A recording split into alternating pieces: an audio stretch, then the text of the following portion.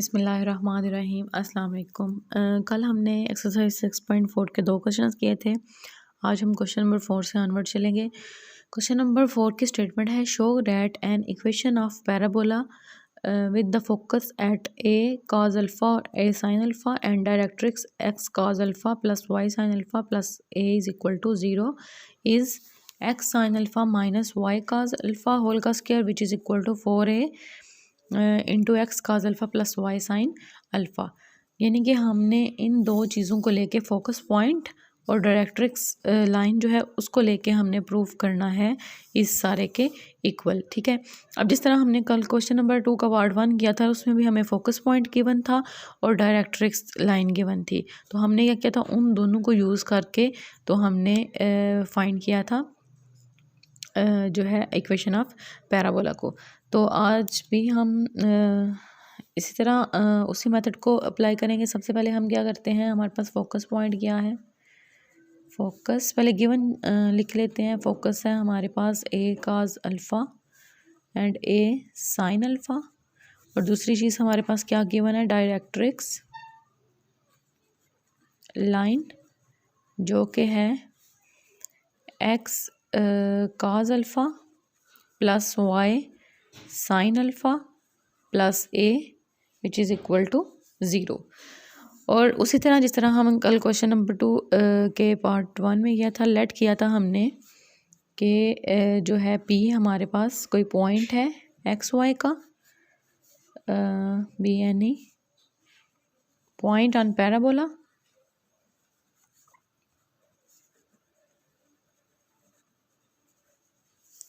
So by definition हमारे पास क्या होता है कि पी एफ का जो मॉड होता है वो इक्वल होता है पी एम के मॉड के। अब पी एम असल में हमारे पास होता क्या है कि पॉइंट का डिस्टेंस एफ तक, यहाँ पे हमारे पास पी एफ का मॉड का मतलब है कि पॉइंट जो पी पॉइंट है उसका डिस्टेंस फोकस तक, और इस पी एम का मतलब होता है कि जो परपेंडिकुलर डिस्टेंस है पी का एम तक। ठीक है, जिस तरह मैंने जब इंट्रो करवाया था उसमें मैंने डायग्राम से ये चीज़ शो की थी आप लोगों को। अब हमारे पास जो पी एफ का डिस्टेंस होता है वो तो सिंपल डिस्टेंस फार्मूला लगा के हम फाइंड कर लेते हैं, लेकिन जो पी एम का डिस्टेंस होता है उसमें हम क्या करते हैं, परपेंडिकुलर लाइन और पॉइंट वाला फार्मूला यूज़ करके तो फिर हम जो है डिस्टेंस फाइंड करते हैं। लाइन और पॉइंट वाला फार्मूला क्या होता है, AX1 plus BY1 plus C divide का मॉड डिवाइडेड बाय जो है वो एक्स के कोफिशिएंट का स्क्वायर प्लस वाई के कोफिशिएंट का स्क्वायर। जिस तरह हमने 4th चैप्टर में जो है एंड पे जो एक्सरसाइजेस थे उनमें हमने ये फार्मूला यूज़ किया था कुछ क्वेश्चंस में, तो ये वाला फार्मूला हम परपेंडिकुलर के लिए यूज़ करेंगे यहाँ पे। तो चलिए स्टार्ट करते हैं। पी एफ के मॉड का मतलब है कि पी का डिस्टेंस फ्रॉम एफ तक, तो पी पॉइंट क्या है, एक्स माइनस ए काज अल्फ़ा हो जाएगा, एक्स माइनस ए काज अल्फ़ा होल का स्क्वायर प्लस वाई माइनस ए साइन अल्फ़ा होल का स्क्वायर और होल का स्क्वायर रूट। ठीक है, इसी तरह पी एम इसका मैंने क्या बताया, परपेंडिकुलर डिस्टेंस है तो हम लाइन और पॉइंट वाला फार्मूला यूज़ करेंगे। तो हम क्या करेंगे, ये जो इक्वेशन है डायरेक्ट्रिक्स लाइन की वो लिखेंगे x cos alpha plus y sine alpha plus a का मॉड डिवाइडेड बाय कोफिशिएंट इसके कौन से, एक्स का कोफिशिएंट है काज अल्फ़ा का स्क्वायर आ जाएगा, प्लस वाई का कोफिशिएंट है साइन अल्फ़ा तो साइन अल्फ़ा का स्क्वायर आ जाएगा। यहाँ से फिर क्या करेंगे, हम स्क्वायर ओपन कर लेंगे, x square plus a square का square alpha plus minus 2 x a cos alpha, इसी तरह plus y square plus a square sine square alpha minus 2 a sine alpha y खोल के ऊपर स्क्वायर रूट, यहाँ पे जगह नहीं है इसलिए मैं इस साइड पे लिखूँगी इस सारी टर्म को, तो ये आ जाएगी x cos alpha plus y sine alpha plus a का मॉड। अब cos square alpha plus sine square alpha किसके इक्वल होता है, 1 के इक्वल होता है, और 1 का रूट 1 ही होता है, इसलिए हम बटे में वो चीज़ नहीं लिखेंगे। उसके बाद हम दोनों साइड पे स्क्वेयरिंग कर लेते हैं। स्क्वेयरिंग करने से हमारे पास क्या होगा कि ये जो अंडर रूट है ये ख़त्म हो जाएगा, स्क्वायर और अंडर रूट कैंसिल हो जाएगा। तो यहाँ से आ जाता है x square plus a square cos square alpha minus 2x a cos alpha plus y square plus a square sine square alpha y minus 2a sine alpha y which is equal to ये सारी value x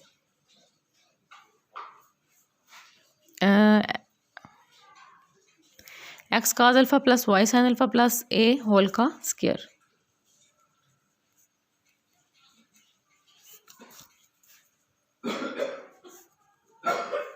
इन सब का square आ जाएगा। जब square open करेंगे तो यहाँ से हमारे पास वैल्यू आ जाएगी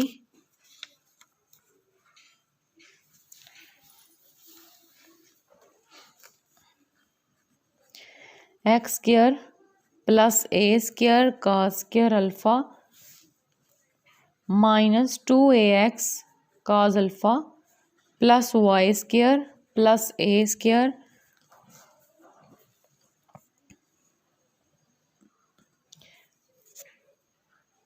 sign square alpha minus 2ay sine alpha which is equal to x square cos square alpha plus y square sine square alpha plus a square plus 2xy sine alpha cos alpha plus 2ay sine alpha plus 2ax cos of alpha. उस मैंने square open किया a plus B plus C whole के square वाला formula यहाँ पे लगाया है। तो वो हमारे पास होता है a square plus b square plus c square plus 2 plus 2bc plus 2ca। तो वो फार्मूला मैंने यहाँ पे ओपन किया है। अब इन टर्म्स को हम थोड़ा सा अरेंज कर लेते हैं। X square plus a square Jin terms में से कॉमन निकल रहा है वो कॉमन टर्म्स लिख लेते हैं कास स्क्वायर अल्फ़ा में से और साइन स्क्वायर अल्फ़ा में से। उसके बाद plus y square minus 2ax cos of alpha minus 2ay sine alpha minus x square cos square alpha वो टर्म उठा के साइड पे ले आए हैं minus y square sine square alpha minus a square. ये सारी टर्म्स उठा के उस साइड पे ले आएंगे, जो प्लस वाली हैं वो सारी माइनस में चली जाएंगी और इस साइड पे 0 रह जाएगा। अच्छा, minus a square minus 2xy sine alpha cos alpha minus 2ay sine alpha minus 2ax cos of alpha which is equal to 0। उसके बाद जो टर्म्स कैंसिल होती हैं उनको कैंसिल करेंगे। एक्स स्क्वायर प्लस ये cos square alpha plus sine square alpha 1 होता है, तो x square plus a square आ जाएगा plus y square minus 4ax cos of alpha. 4x कैसे हुआ कि माइनस 2ax काज अल्फ़ा और माइनस 2ax काज अल्फ़ा, तो माइनस 4ax काज अल्फ़ा हो गया। ठीक है, उसके बाद minus 4a sine alpha minus 2a sine alpha और माइनस 2a साइन अल्फ़ा, ये दोनों ऐड होंगे तो माइनस 4a साइन अल्फ़ा आ जाएगा। उसके बाद minus x square cos square alpha minus y square sine square alpha minus a square minus 2xy sine alpha cos of alpha which is equal to 0। अब यहाँ से अगर देखें तो हमारे पास टर्म कैंसिल हो जाती है, प्लस ए स्क्वायर वाली और माइनस ए स्क्वायर वाली। उसके बाद हमारे पास एक्स स्क्वायर कौन कौन सी टर्म के साथ आ रहे हैं, एक एक्स स्क्वायर यहाँ पे आ रहा है, एक एक्स स्क्वायर यहाँ से आ रहा है, यहाँ पे आ रहा है।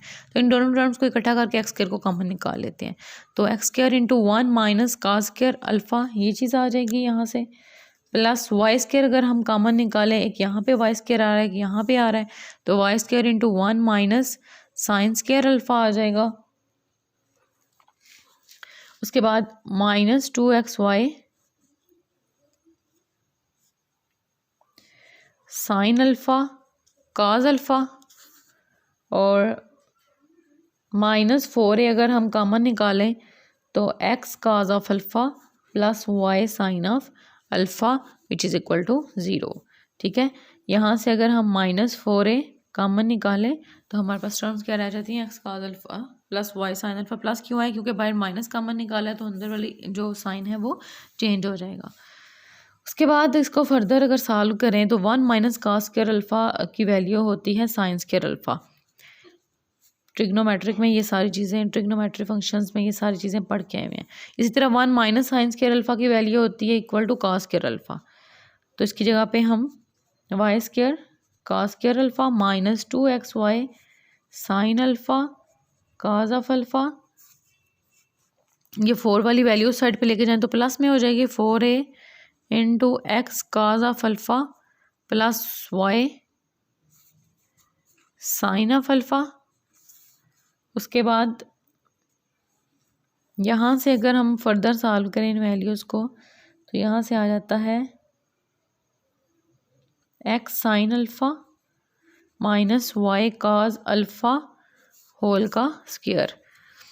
ठीक है, यानी कि अगर हम देखें ये ए की वैल्यू हो तो एक्स साइन अल्फ़ा होल का square plus y cos alpha whole का square minus 2xy sine alpha cos alpha. तो ये हमारे पास a माइनस बी होल के स्क्वायर वाला फार्मूला बन गया, तो हमने इसको क्लोज कर दिया which is equal to 4a into x cos of alpha plus y sine of alpha. तो ये चीज़ हमें क्वेश्चन में रिक्वायर्ड थी, तो ये प्रूव हो गई है एज रिक्वायर्ड।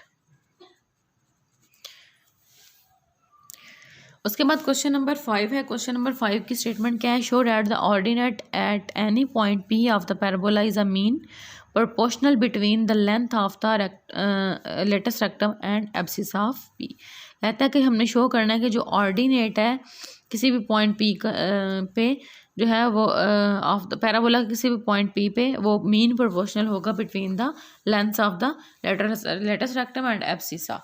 अब हमें पता है कि जो अब्सिसा होता है वो x होता है और जो हमारे पास ऑर्डिनेट होता है वो y होता है। कंसीडर कर लेते हैं हम एक पैराबोला, कंसीडर अ पैराबोला। अब हम वो पैराबोला कंसीडर करेंगे जिसमें हमारे पास जो है वो y 0 के इक्वल होगा। ठीक है, क्योंकि हमने फाइंड करना शो करना है ऑर्डिनेट को। ठीक है, तो हम y की वैल्यू फाइंड करनी है। तो हम क्या करेंगे, ये वाली इक्वेशन यूज़ कर लेंगे y square is equal to 4a x वाली। यहाँ से हमें पता है कि अगर ये इक्वेशन यूज़ हो तो इसका फोकस क्या होता है, फोकस a और 0 होता है और जो हमारे पास वर्टेक्स होता है वो सब का 0 0 ही होता है, यानी कि ओरिजिन ही होता है। अब हम लेट कर लेते हैं कि हमारे पास जो पॉइंट है वो एक्स वाई है ऑन पैराबोला। ठीक है, अब अब्सिसा जो है वो हमारे पास क्या होता है, हमें पता है कि वो x होता है, कोई x वैल्यू होती है और ऑर्डिनेट क्या होता है, y होता है। ठीक है, ordinate of p is equal to y। और लेंथ ऑफ लेटेस्ट रेक्टम कौन सी होती है, यहाँ पे जो वैल्यू गिवन होती है x के साथ वो हमारे पास लेंथ होती है लेटेस्ट रेक्टम की। तो length of latus rectum is equal to 4a। तो y square is equal to 4ax, यही हमारे पास इक्वेशन है। यहाँ से हम क्या करेंगे, y की वैल्यू फाइंड करनी है, यानी कि हमने ऑर्डिनेट फाइंड करना है। तो ऑर्डिनेट किसके इक्वल आ जाएगा, अंडर रूट 4ax के, यही चीज़ आ जाएगी ना। अब यहाँ पे मैंने प्लस माइनस क्यों नहीं यूज़ किया, क्योंकि हमारे पास जो यहाँ पे वैल्यू आएगी वो हमारे पास y की पॉजिटिव वैल्यू आएगी, क्योंकि हमने पॉजिटिव एक्सिस को यूज़ किया है। तो यहाँ पे फिर प्लस जस्ट आएगा। ठीक है, नेगेटिव वाला एक्सिस नहीं आएगा। y is equal to plus under root length of latus rectum multiply by abscissa, और यही हमारे पास जो होता है मीन होता है, ठीक है। हमारे पास जो मीन प्रोपोर्शनल होता है वो यही होता है कि length of latus rectum multiply by abscissa. तो हमारे पास वाई की उसने यही चीज़ रिक्वायर्ड की थी कि हमारे पास जो ऑर्डिनेट है वो इक्वल आना चाहिए मीन प्रोपोर्शनल के, तो वो इक्वल आ गया है मीन प्रोपोर्शनल के, ठीक है। आपके क्वेश्चन नंबर 6 की स्टेटमेंट है a comet has a parabolic orbit with the earth at the focus the earth, the line joining the comet at the earth makes an angle of close, will the comet come to the earth। अब basically इस statement का मकसद क्या है? वो कहता है कि हमारे पास एक कॉमेट, फॉर एग्जांपल एक स्टार है, ठीक है। वो कहता है वो मूव कर रहा है पैराबोलिक ऑर्बिट में, सर्कुलर में नहीं, पैराबोलिक ऑर्बिट में अर्थ के साथ, ठीक है। अब वो कहता है उसका फोकस क्या है? उसका फोकस अर्थ है, अर्थ उसका फोकस है।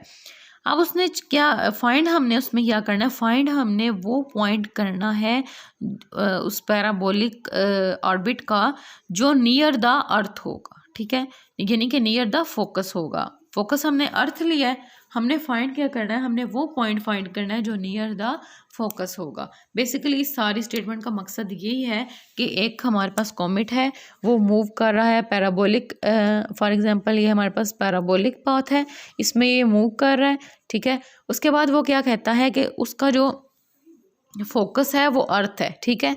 उसका फोकस क्या है? फॉर एग्जांपल ये फोकस है, वो उसका अर्थ है। तो यहाँ से मैं कहती हूँ ये इसका फोकस है, ठीक है। उसके बाद यहाँ पे ज़ाहिर है यहाँ पे इसका वर्टेक्स पॉइंट होगा। उसके बाद एक हम लाइन ड्रा कर लेते हैं जो कि डायरेक्ट्रिक्स होता है इसका, और ये जो एक्सिस है ये यहाँ से मूव कर जाएगा, ठीक है। अब यहाँ से मैंने क्या किया है? ये मैंने फोकस ले लिया है और फोकस मैंने ओरिजिन पे ले लिया है, यानी कि उसने बोला फोकस ऑन द अर्थ है, तो मैंने फोकस जो है वो ओरिजिन पे ले लिया है।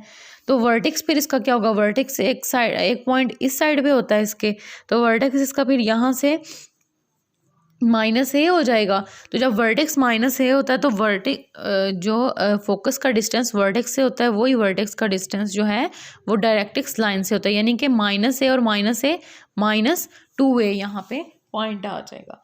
तो इसका मतलब क्या हुआ कि हमारे पास जो डायरेक्ट्रिक्स की इक्वेशन बनेगी वो x = -2a होगी, क्योंकि मैंने फोकस ले लिया है ओरिजिन पे फोकस, यानी कि 0 0 आ गया। उसके बाद जो उसका वर्टेक्स होता है वो एक पॉइंट पीछे की साइड पे होता है, तो वर्टेक्स फिर इसका क्या होगा? -a हो गया, और फोकस का जितना डिस्टेंस वर्टेक्स से होता है उतना ही डिस्टेंस वर्टेक्स का डायरेक्ट्रिक्स लाइन से होता है। तो इस पॉइंट तक का डिस्टेंस भी a होगा, तो -a और -a -2a हो जाएगा, ठीक है। तो इस तरह ये हमारे पास पॉइंट्स ड्रा होते हैं। अब उसने क्या बोला है? उसने बोला है कि जो हमारे पास कॉमेट है, ठीक है, उसका जो एंगल बन रहा है वो 30 का है, और डिस्टेंस जो इस पॉइंट का, यानी कि जो फोकस पॉइंट है उसका कॉमेट से जो डिस्टेंस है वो 1,50,000, ठीक है। यानी कि उसने क्या बोला कि उसका डिस्टेंस कितना है? 1,50,000। और दूसरी चीज़ उसने क्या बताई कि जो एंगल बन रहा है वो क्या बन रहा है? 30 का एंगल बन रहा है। अब हमने फाइंड क्या करना है? हमने फाइंड वो पॉइंट करना है जो नियर द फोकस पॉइंट है। अब अगर हम जनरली पैराबोला की बात करते हैं तो पैराबोला में हर पॉइंट का जो डिस्टेंस होता है उस फोकस से वो डिफरेंट होता है, ठीक है। लेकिन जो नियरेस्ट डिस्टेंस होता है, अगर जनरली हम बात करें तो नियरली जो डिस्टेंस होता है वो वर्टेक्स का होता है फोकस से, ठीक है। सबसे करीब जो पॉइंट होता है वो वर्टेक्स पॉइंट होता है इस फोकस से, ठीक है। तो इसका मतलब है कि हमें ये चीज़ पता चल गया कि हमने ए ही फाइंड करना है, क्योंकि ए हमारे पास जो वर्टेक्स का पॉइंट है वो ही नियर होता है उस पॉइंट फोकस पॉइंट से। इसलिए हमें एक चीज़ तो यहीं से पता चल गया कि हमने क्या करना है, हमने एक ही वैल्यू फाइंड करनी है। दूसरी चीज़ उसने हमें उसने डिस्टेंस भी दे दिया, उसने हमें एंगल भी बता दिया। अब हमने इक्वेशन कौन सी यूज़ करनी है?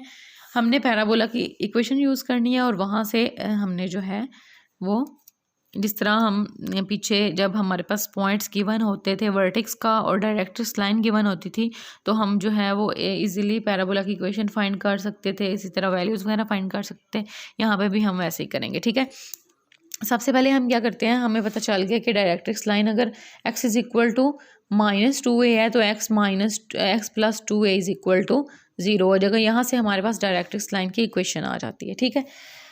उसके बाद सपोज कर लेते हैं, जो मैंने यहाँ पे डायग्राम में शो किया उससे अब मैं स्टेटमेंट में लिखने लगी हूँ।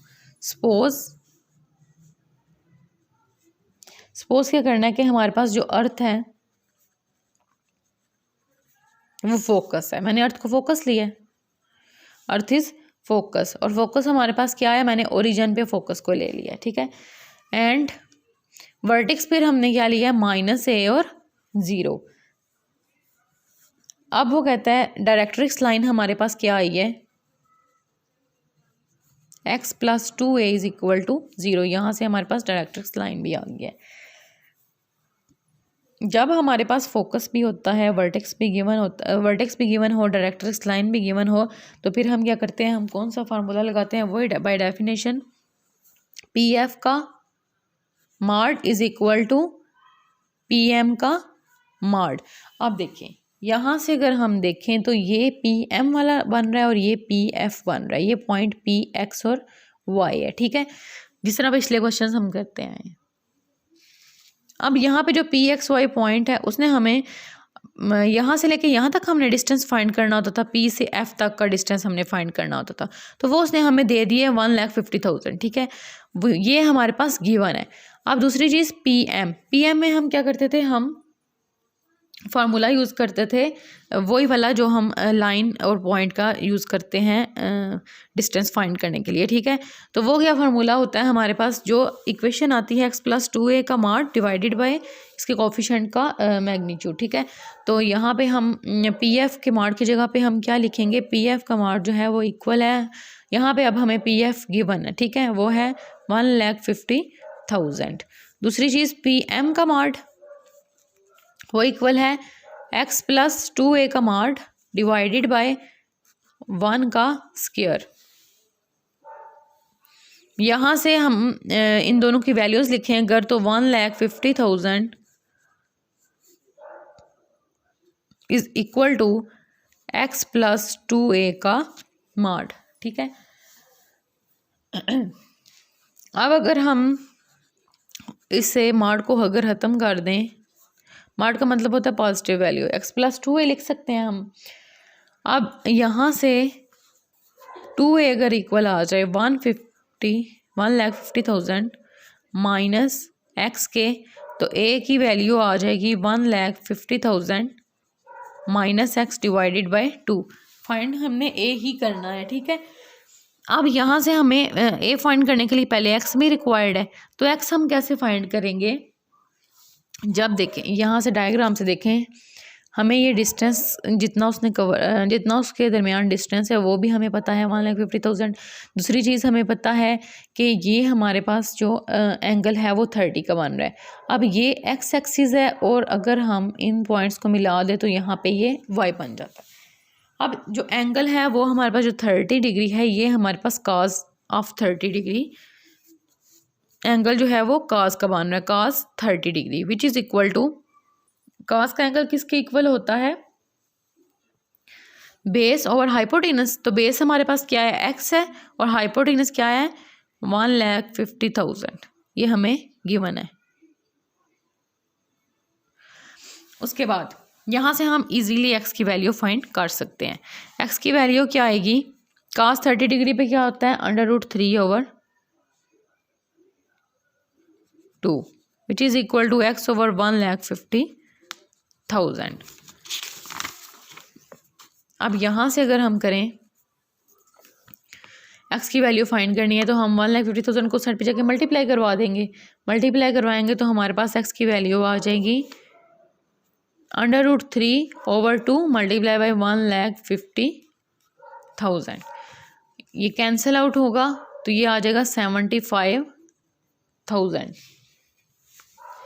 यहाँ से हमारे पास x की वैल्यू आ जाती है, x is equal to √3 multiply by 75,000।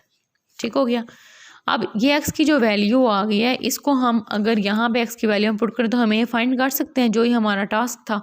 तो a is equal to 1,50,000 minus √3 multiply by 75,000 divided by 2। a is equal to 75,000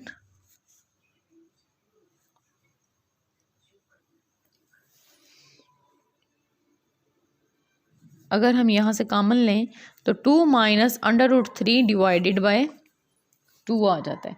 तो हमारे पास यहाँ से आ जाता है a इज़ इक्वल टू, इन दोनों को कैंसिल आउट करें तो 37,500 इंटू 2 माइनस √3। तो यही हमारे पास रिक्वायर्ड वैल्यू है। ये हमारे पास ऐसा पॉइंट है जो कि नियरेस्ट द फोकस पॉइंट है। ठीक है, यही हमारे पास रिक्वायर्ड था।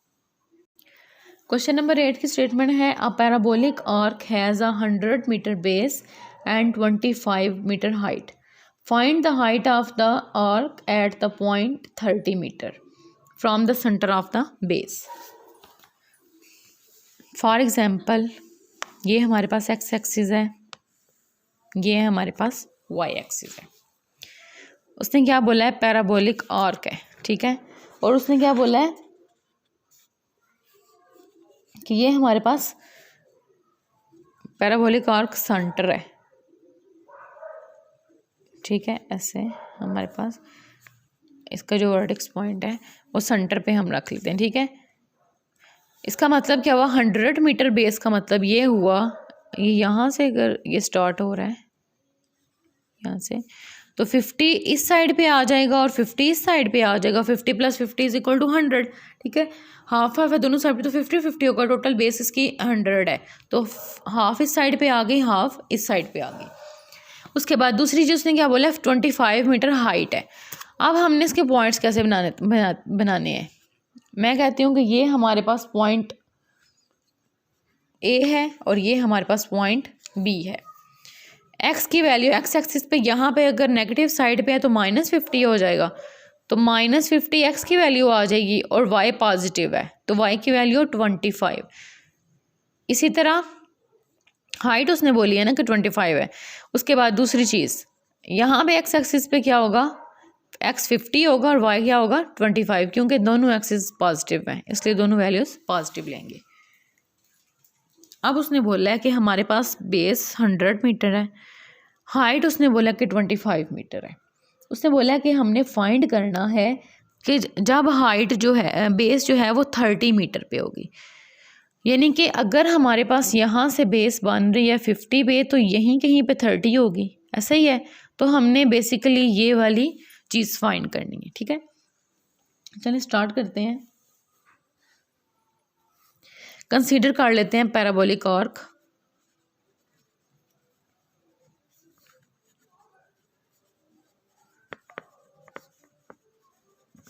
अब यहाँ पे अगर हम देखें तो इक्वेशन जो बनती है जब हमारे पास आर्क पैराबोलिक की जो डायग्राम हो इस तरह की हो कि हमारे पास जो उसका स्पैन है वो टुवर्ड्स द वाई एक्सिस हो और पॉजिटिव वाई एक्सिस हो, तो हमारे पास इक्वेशन जो होती है उसकी वो क्या होती है, x² is equal to 4ay। ये वाली इक्वेशन यहाँ पे यूज़ होती है। हम इसे इक्वेशन नंबर 1 का नाम दे देते हैं। अब वर्टेक्स हमें पता है कि ये ओरिजिन पे मैंने ड्रा किया ना, तो वर्टेक्स इसका क्या हुआ, 0 0 हुआ। तो जो वर्टेक्स होगा, जितना डिस्टेंस फोकस का होता है उतना ही डायरेक्ट्रिक्स लाइन का होता है।